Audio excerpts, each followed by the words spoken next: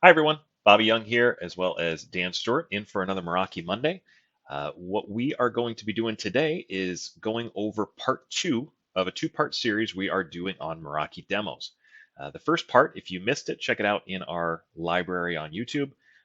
But the first part was on the resources available to you, whether through Cisco's dCloud website, whether actually getting your own NFR gear, or utilizing Ingram and our Business Transformation Center to give you those resources and kind of have us give that demo on your behalf. Again, if you missed it, check it out. But again, this is part two where we will be going through once you actually get either hardware in hand or you're utilizing, dCloud. It's actually how to give that demo. So Dan, why don't we do this? Let's kind of go through some of the things that we've learned from giving our hundreds of demos, to different partners and different end users, on kind of what we find is certain features and maybe certain parts of these solutions that really have that wow factor. Ones that we include on every single one of them, whether they're kind of deep diving in certain places or just somebody who wants to go through a 10-minute overview of the dashboard. I would say out of everything that we do, the 10-minute overview is something that you should get, just pat down, right? Something that every person who gives Meraki demos should be able to give that 10-minute overview of, hey, this is what the dashboard looks like. Because granted, that's probably what you're going to be doing, more often than not. Yeah, we can definitely take the 10 minutes or kind of condense that a little bit to kind of show the walkthrough of the key pieces that we like to zone in on when kind of giving that approach. If you're really the first time seeing Meraki, we want to kind of help differentiate how this type of management screen or this management outcome, elevates your abilities as part of it is a network, installer, network engineer to your solution. But half of the time you're not just installing new equipment or adding new features, you are actually maintaining or ensuring that the user experience is at its most optimal, right? So one of the features that we really like to start out with as you log into your Meraki dashboard is looking at the health score and the clients, because the users on your network are what is truly the most important. Are they able to log in? Can they authenticate? Can they get to where they want to go? And how is their experience connecting to those applications or resources?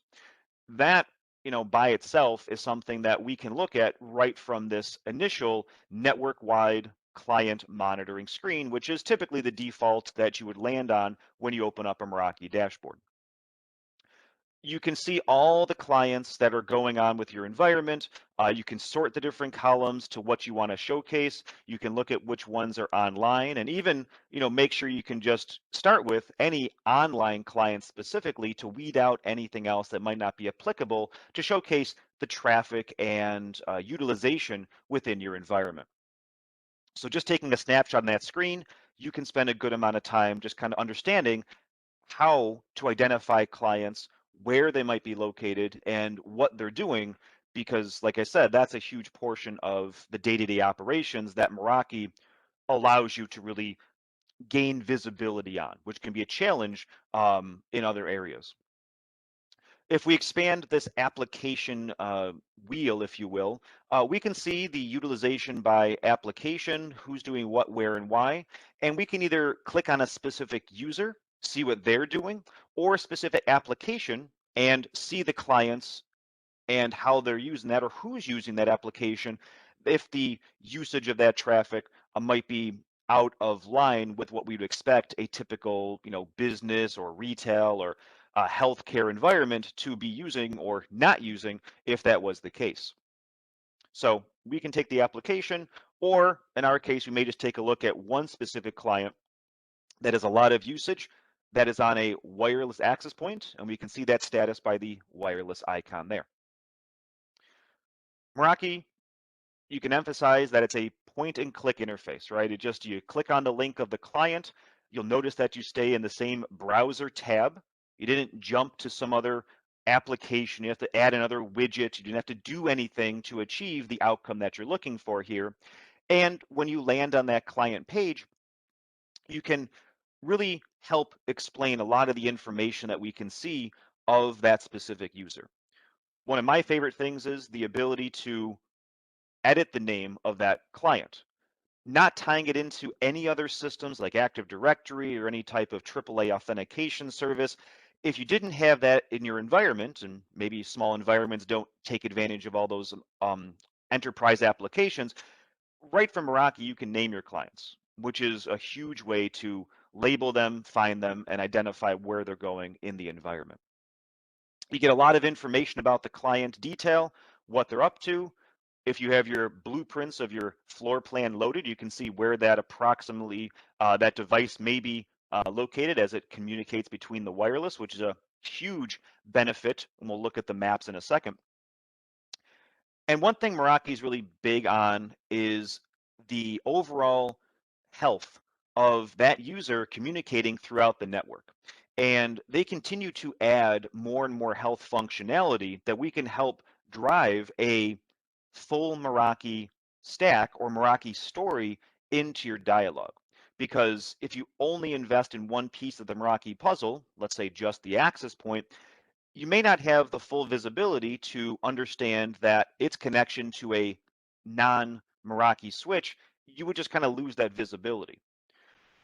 If we can extend the whole Meraki story to say a client traversing the wireless to an access point, traversing the wire of the access point to the switch, and then the switch traversing a wire to the firewall, that is a powerful story by itself. And by understanding the healthiness of that network link, let alone the client functionality, goes a long way to making your troubleshooting days a lot quicker to find that resolution. All right, so from this view, we obviously can see that trace of the user as it connects throughout the network. Now, these are different network devices. An access point is typically managed as a wireless environment. A switched environment and a firewall typically are going to be resolving in different management platforms. But with Meraki, it's really unified as one dashboard. And we can do that by first going into the access point. And if I view more details, automatically it'll take me to the access point itself. And what this will allow me to do is stay within the same Meraki dashboard, move from the client view, and we'll notice on the left-hand side here, we're being taken to the wireless section of our Meraki dashboard to the access point that client was communicating with. From here, we can gain a lot of visibility and information of the access point, how it's running itself for all the clients it's supporting, how it's onboarding. And again, Meraki continues to innovate the dashboard for your benefit by giving you real-time statistics on utilizing traffic channels, traffic utilization, and you can use that to make sure that your environment is running as healthy as possible. That's something to note, Dan. I mean, you just mentioned that, and something that I think a lot of partners kind of gloss by is that definitely feel free to mention the idea that a lot of the features that are physically on this page that he's showing didn't exist a year ago.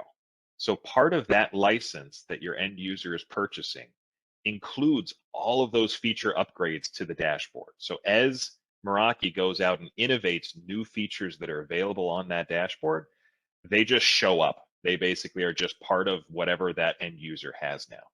So those, the utilization on current channels, that visibility, like I said, wasn't here a year ago.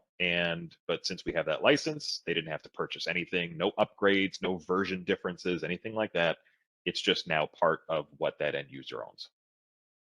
Yeah, it's all about that fast IT approach. The cloud adoption definitely allows you to do that, and you can wake up one morning and have a new feature on your dashboard. It's kind of a pretty cool thing that it's you get to try out new features because it's just given to you, no software to really install or change on the dashboard. Occasionally a firmware update to do different things, but for more times than not, the dashboard continues to get enhanced, which is an awesome thing to have.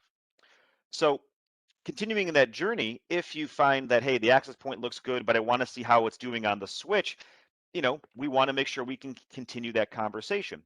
Down here, we can see that this is a multi-gigabit interface running at 5 gigs per second, which is great, onto a MS390 specific Meraki switch, even down to the port itself.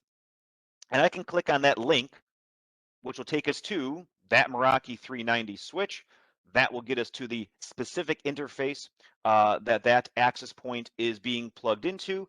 And then we get to go down that journey again by explaining we've stayed on the same page, just move to the switching section of our full stack of Meraki gear, and then can journey through all the different things we want to do with the switched port to make any changes, modifications, or otherwise to make sure it's running as smoothly as possible.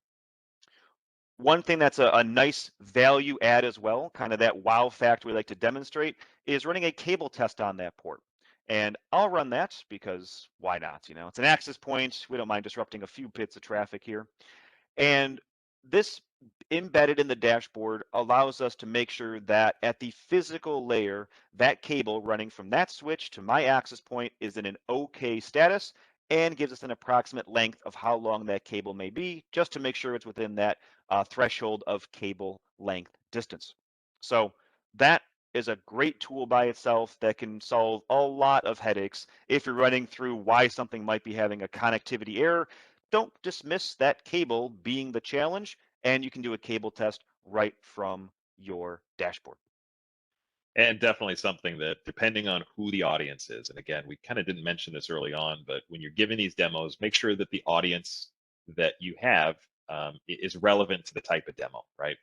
An engineering audience is going to care about very different things than, let's say, a program management or a C-level conversation comes in place. So if you have those engineers, or the people that are in charge of managing these on the line, definitely give that cable test demo, because there's not a single engineer that I don't know that hasn't sat there for hours and hours trying to troubleshoot something that turned out to just be something easy from that layer one perspective, right? Something's not plugged in, a cable went bad, right? We've all been there, and it's a really good demonstration of a way to quickly and easily, and even more importantly, remotely be able to do those things. You don't have to take that 2 in the morning drive over to your end user site, unplug something, plug something back in, switch out a cable, or do something super, super easy, when we can basically understand all of that information from anywhere in the world. Yeah. And, knowing your audience is a huge piece of that conversation. And, one thing that I like to leave on these, tours of the dashboard that comes up that affects any audience is the ability for showing the licensing that goes into the Meraki, because that's a piece of the puzzle that's always part of the Meraki journey is your subscription with your pieces of hardware.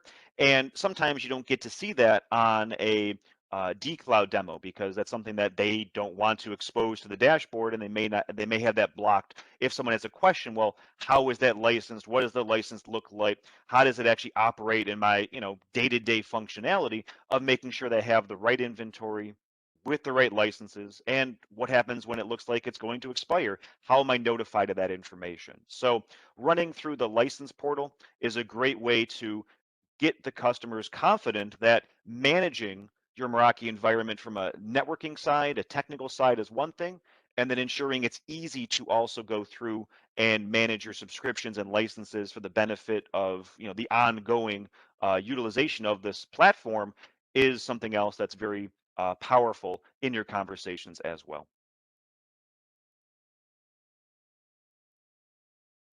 I know Dan could probably, as well as myself, go into this for hours and hours if you need to.